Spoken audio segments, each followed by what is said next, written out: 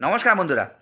আমরা জানি যে কাল কিন্তু of course champions trophy squad announcement হয়ে গেছে, আর চ্যাম্পিয়ন্স ট্রফি স্কোয়াড অ্যানাউন্সমেন্ট হয়ে যাওয়ার পরে কিন্তু আজকে আপনাদের সঙ্গে যেই খবরটা শেয়ার করব সেই খবরটা হবে কিন্তু এই চ্যাম্পিয়ন্স ট্রফি স্কোয়াডের অ্যানাউন্সমেন্ট আর লেট যে হলো সেটার নিয়ে। কেন লেট মানে যেই প্রেস কনফারেন্সটা হবার ছিল 12টার সময় সেটা কিন্তু ডিলে হয়ে গিয়ে কিন্তু আড়াইটার সময় হলো, সেটার নিয়ে কথা বলবো। কিন্তু ভিডিও শুরু করার আগে অবশ্যই আপনারা যদি চ্যানেলে নতুন এসেছেন তো অবশ্যই লাইক করে দেবেন, শেয়ার করে দেবেন আর সাবস্ক্রাইব করে দেবেন বন্ধুরা। নিচে লাল বাটন দেওয়া রয়েছে সাবস্ক্রাইব করে দেবেন, কেন কি এমনি অ্যানালিসিসের ভিডিও কিন্তু আপনাদের কাছে আসতে থাকবে। আমরা জানি কালকে চ্যাম্পিয়ন্স ট্রফি স্কোয়াড অ্যানাউন্সমেন্ট হয়ে গেছিলো, আর আমরা জানি সারপ্রাইজিং চেঞ্জেস রয়েছে। সবথেকে প্রথমে সারপ্রাইজিং চেঞ্জ, যেমনি মোহাম্মদ সিরাজকে ইনক্লুড করা হয়নি, তার জায়গায় কিন্তু আমরা দেখেছি মোহাম্মদ শামিকে ইনক্লুড করা হয়েছে। আর এটা কিন্তু আমার মতে কোনো খারাপ মানে ইনক্লুশন হয়নি। সেকেন্ড, অনেক রকমের বাইরের থেকে কথা আসছে যে শ্রেয়াস আইয়ারের নিয়ে, যে শ্রেয়াস আইয়ারকে ইনক্লুড করা হয়েছে, তো যেটাও কিন্তু সবাই লোকেরা কিন্তু মানে welcoming from both the hands. তো সেটাও একটা ব্যাপার যে ওদেরকে দুজনকেই কিন্তু খুব ভালোভাবে কিন্তু অ্যাকসেপ্ট করা হচ্ছে। আর বাট কিন্তু এখন যে খবরটা বেরিয়ে আসছে বন্ধুরা, সেটা হবে কিন্তু of course vice captaincy option and vice captaincy option আর উইকেট কিপিং অপশনের নিয়ে। আমরা জানি যে টিমের মধ্যে কিন্তু উইকেট কিপিং অপশন হিসাবে কিন্তু দুজন খেলছে। একজন কিন্তু রাহুল আর আরেকজন কিন্তু ঋষভ পান্ত।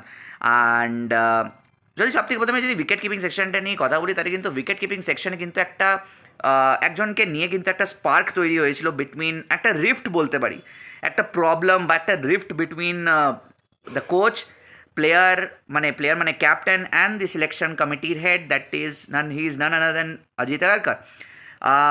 কোচ চাইছিলেন সঞ্জু স্যামসনকে as a wicket keeper ahead of course Rishabh Pant, but Agarkar, selection কমিটির head and captain Rohit Sharma কিন্তু দুজনেই চাইছিল যে আমাদের টিমে যেন ঋষভ পান্ত থাকুক।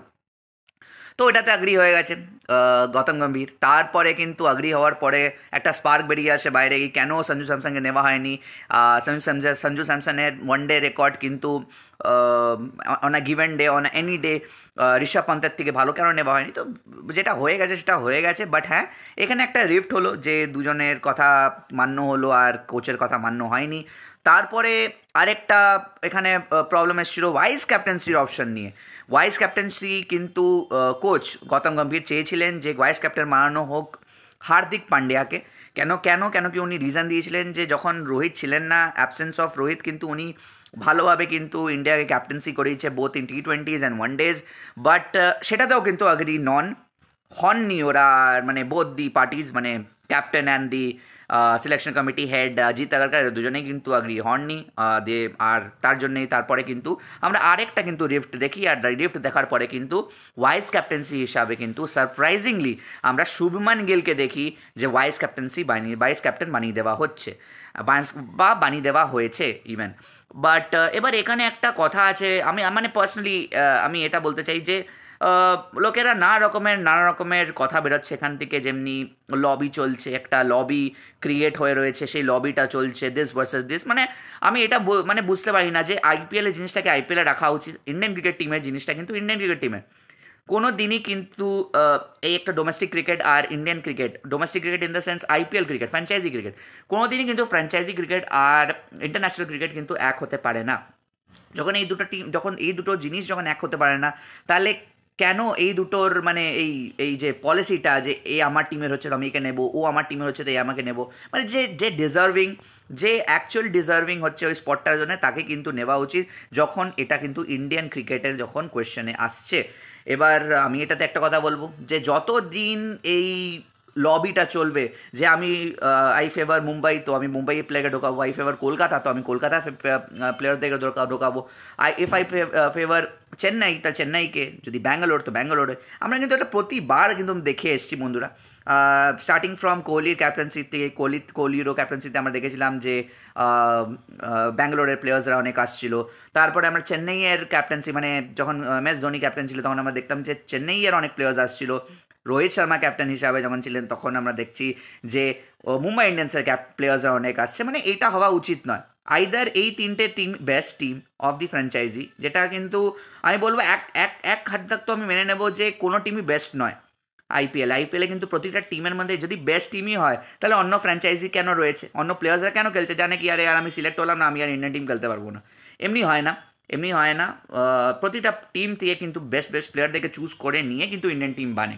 অ্যান্ড যখন এবার আমি হার্দিক পান্ডিয়ার ওই যে ভাইস ক্যাপ্টেন্সি বানানোর অপশানটা নিয়ে কিন্তু একমত, যে আমারও মনে হয়েছিল, কেন কি কালকে যখন এই স্কোয়াডটা বেরায় তখন কিন্তু আমারও একটু শকিং লেগেছিল ব্যাপারটা, যে আহ, এখানে আহ, কেন বানানো হলো না হার্দিক পান্ডিয়াকে, এখানে শুভমান গিলের নিউ এন্ট্রি কোথার থেকে হয়ে গেলো। মানে আমরা আবার কিন্তু ওই জিনিসটা রিপিটেডলি আমরা দেখে যাচ্ছি, যে এখনও কিন্তু বিসিসিআই কিন্তু আনসার্টেন যে কাকে ভাইস ক্যাপ্টেন বানাবো বা কাকে ক্যাপ্টেন বানাবো, বা আইদার এটাও পসিবল হতে পারে যে শুভমান গিল একটা ইয়াং প্লেয়ার, আর ইয়াং প্লেয়ার হিসাবে হয়তো শুভমান গিলকে হেড রাখা হচ্ছে, যে মানে পরের মানে ফিউচার ক্যাপ্টেন শুভমান গিল হতে পারে। বাট তা কি হবে, যদি তা না হয় তাহলে ভাইস ক্যাপ্টেন বানানো হলো কেন, মানে এই চ্যাম্পিয়ন্স ট্রফিতে পরে কিন্তু কোয়েশ্চেন হতে পারে। বাট আমার এখন I still believe that Hardik Pandya should have been picked as a vice captain in the Champions Trophy ahead of Shubman Gill. কেন কেন কি ওনার কাছে এক্সপিরিয়েন্স আছে প্রথম কথা, সেকেন্ড কথা হচ্ছে উনি কিন্তু ক্যাপ্টেন্সি ভালো করতে পারেন। আমরা দেখেছি গুজরাট জায়েন্টসের হয়ে কিন্তু জায়েন্টসের হয়ে কিন্তু আমরা গুজরাট টাইটান্সের হয়ে কিন্তু যখন হার্দিক পান্ডিয়া ক্যাপ্টেন ছিল তখন কিন্তু খুব ভালো একটা ক্যাপ্টেন্সি করিয়েছিলেন। আর তারপরে ইন্ডিয়ান টিমেও কিন্তু ওটা রিফ্লেক্ট হচ্ছিল, খুব ভালো ক্যাপ্টেন্সি করাচ্ছিলেন হার্দিক পান্ডিয়া। বাট সেই জিনিসটা কিন্তু তারপরে যখন ক্যাপ্টেন্সি শিফট হয়ে যখন শুভমান গিলের কাছে আসে তখন কিন্তু আমরা দেখলাম যে শুভমান গিল কিন্তু ভালো ক্যাপ্টেন্সি করাতে পারেননি গুজরাট জায়েন্টসকে, গুজরাট টাইটান্সকে, সরি। বাট এবার জানি না এবার বিসিসিআই কী চাইছে, এবার বিসিসিআই যা করেছে সেটাই কিন্তু মান্য হবে। বাট একটা কিন্তু কোল্ড ওয়ার চলেই যাচ্ছে বন্ধুরা, starting from the Australian series আর এখনও চলে যাচ্ছে, কখনো প্লেয়ার কোচের, কখনো ক্যাপ্টেন কোচের, এবার তো ক্যাপ্টেন সিলেক্টর অ্যান্ড কোচের। এমনি চললে কিন্তু কোনোদিন ইন্ডিয়ান ক্রিকেটের ভালো হবে না, আমার আমার আমার পার্সোনালি মনে হচ্ছে যে যতদিন এই জিনিসটা চলবে ততদিন কিন্তু ইন্ডিয়ান ক্রিকেট টিম কিন্তু অন্ধকারে থাকবে।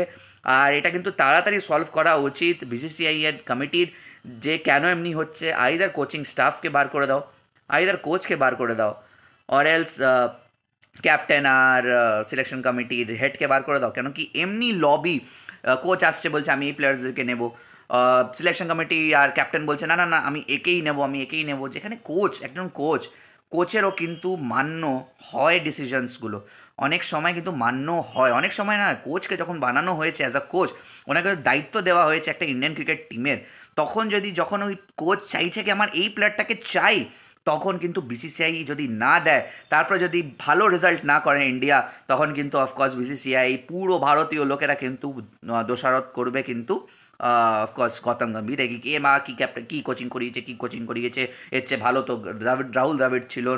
বাট আমাদেরকে এটাও ভুললে চলবে না বন্ধুরা, যে সিলেকশন কমিটির হেড অ্যান্ড রোহিত শর্মাও কিন্তু এটার মধ্যে বলেছেন যে ঋষভ পান্ত অ্যান্ড শুভমান গিলকে কিন্তু ভাইস ক্যাপ্টেন বানানো উচিত। এটা যদি ক্লিক করে যায় then very very very very good, I am very happy, I will be very happy যে আমি ভুল সাবিত হলাম আর ইন্ডিয়ান ক্রিকেট টিম চ্যাম্পিয়ন হয়ে গেল, এটা আমি খুব খুশি হব। কিন্তু যদি এটা ভুল হয় তাহলে কিন্তু অফকোর্স কোচিং স্টাফ আর কোচদেরকেও কিন্তু আমার পার্সোনালি উচিত যে কাউকে কিন্তু বলা উচিত নয়, কেন কি দুজনেরই কিন্তু ডিসিশন কিন্তু সম্পূর্ণ কিন্তু অফকোর্স এই কোচ সিলেকশন কমিটির হেড অ্যান্ড দি ক্যাপ্টেনের হচ্ছে।